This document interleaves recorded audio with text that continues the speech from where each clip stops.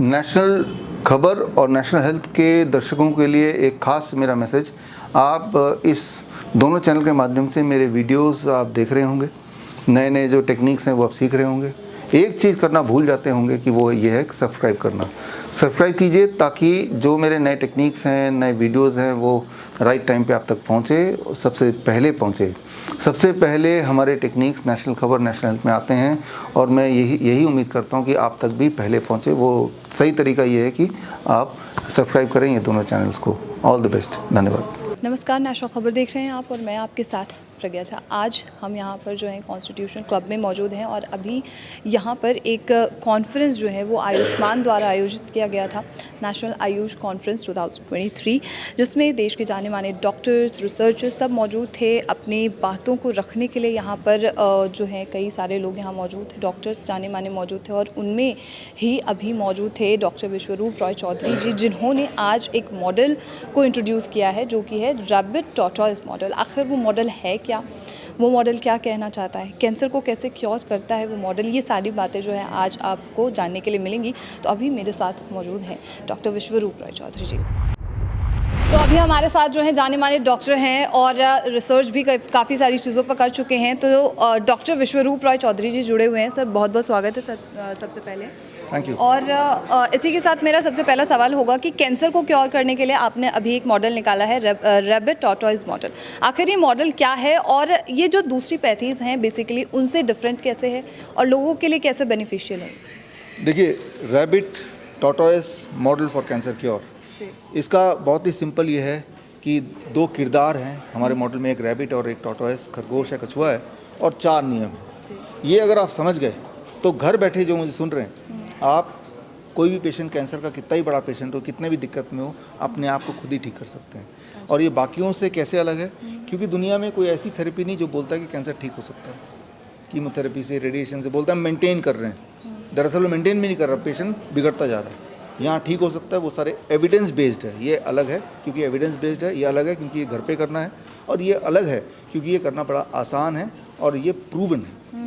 तो ये चीज़ काम कैसे करती है, हमारी बॉडी में चीज़ें कैसे काम कर रही हैं? ये समझने के लिए आपको 2 मिनट चाहिए। जी जी। इमेजिन कीजिए आपका बॉडी का ऑर्गन है, चाहे ब्रेस्ट है, चाहे प्रोस्टेट है, चाहे लंग है, चाहे किडनी है, तो या थायराइड ग्लैंड है, और हम सबके बॉडी में कछुए की तरह कुछ कैंसर सेल ऐसे रहते हैं जो कछुए की तरह शांति से बैठे हैं, थोड़ा बहुत हिल डुल रहे हैं, लेकिन जंप करके किसी और ऑर्गन में नहीं जाएंगे, ना ही आपको काटेंगे, ना ही आपको तंग करेंगे।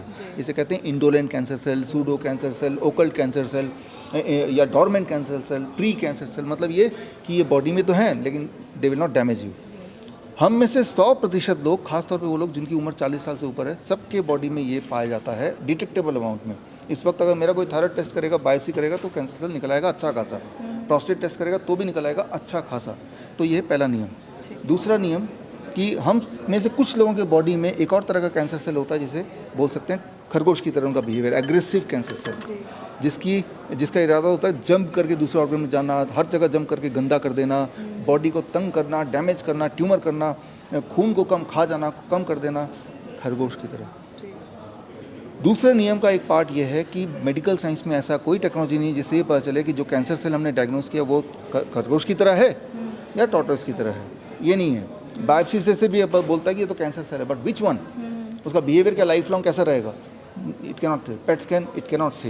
ये दूसरा नियम। तीसरा नियम कि अगर कोई इंसान जिसके बॉडी में टॉर्टॉइज वाला कैंसर सेल है, जो कि सभी के बॉडी में, तो अगर इस इंसान को कीमोथेरेपी करा दिया जाए, रेडिएशन करा दिया जाए या सर्जरी करा दिया जाए, तो उससे टॉर्टॉइज, खरगोश वाला जो चुपचाप बैठने वाला कैंसर सेल अक्सर कन्वर्ट हो जाता है into rabid cancer cell, aggressive. ये तीसरा नियम।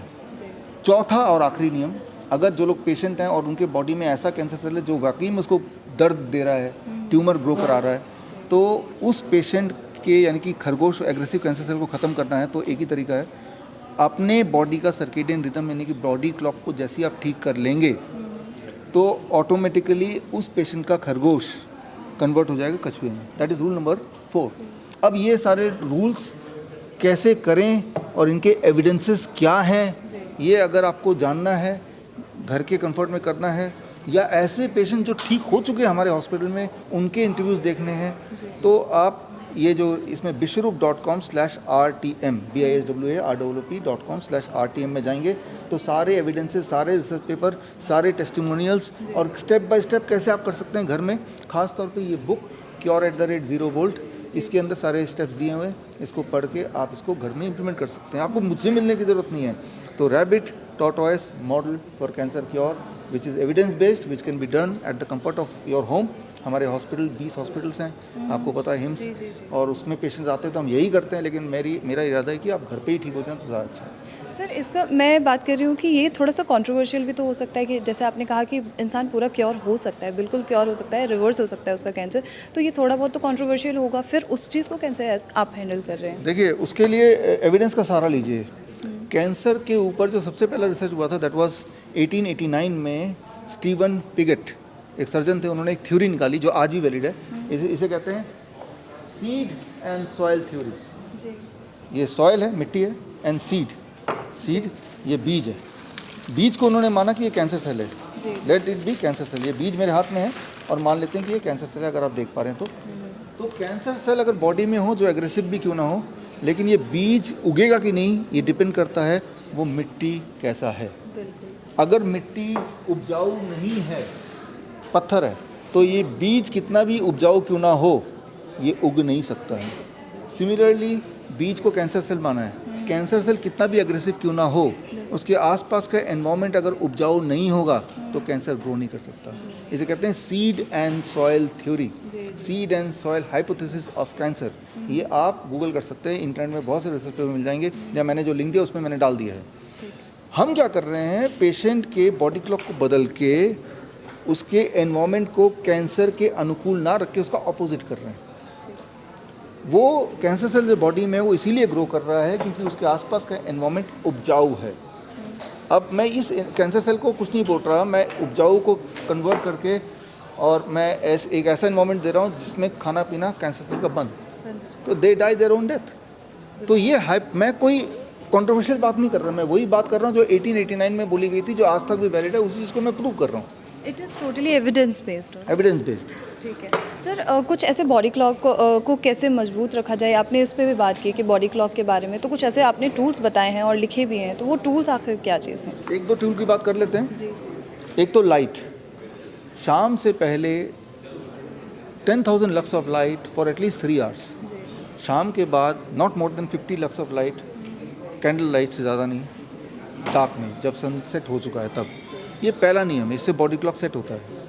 जिस तरह से आप जब किसी और देश में जाते हैं, यूएस में गए, तो जब यहाँ पे रात है वहाँ पे दिन है, जो वहाँ पे दिन है यहाँ पे रात है, तो क्या होता है, हमें रात को नींद नहीं आती, दिन में नींद आती है, बिगड़ जाता है ना, तो हमारा बॉडी क्लॉक चेंज हो गया है।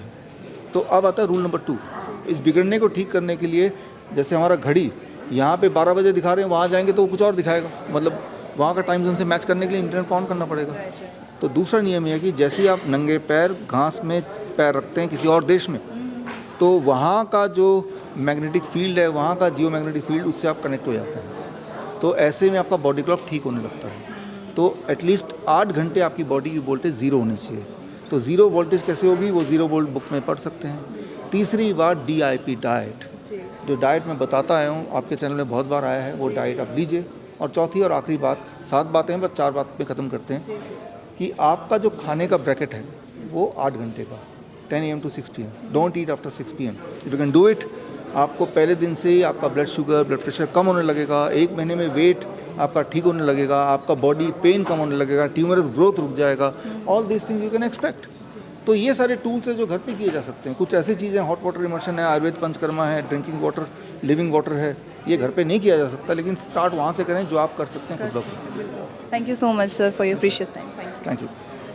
तो ये थे डॉक्टर विश्वरूप रॉय चौधरी, और ये आखिर रैबिट और टॉर्टोइज मॉडल क्या है, ये सारी चीज़ें आपको समझ आ चुकी होंगी। तब तक के लिए नेशनल खबर के साथ बने रहिए। नेशनल खबर और नेशनल हेल्थ के दर्शकों के लिए एक खास मेरा मैसेज, आप इस दोनों चैनल के माध्यम से मेरे वीडियोस आप देख रहे होंगे, नए नए जो टेक्निक्स हैं वो आप सीख रहे होंगे। एक चीज़ करना भूल जाते होंगे कि वो ये है कि सब्सक्राइब करना। सब्सक्राइब कीजिए ताकि जो मेरे नए टेक्निक्स हैं, नए वीडियोस हैं, वो राइट टाइम पे आप तक पहुँचे, सबसे पहले पहुँचे। सबसे पहले हमारे टेक्निक्स नेशनल खबर, नेशनल हेल्थ में आते हैं और मैं यही उम्मीद करता हूँ कि आप तक भी पहले पहुँचे। वो सही तरीका ये है कि आप सब्सक्राइब करें ये दोनों चैनल्स को। ऑल द बेस्ट, धन्यवाद।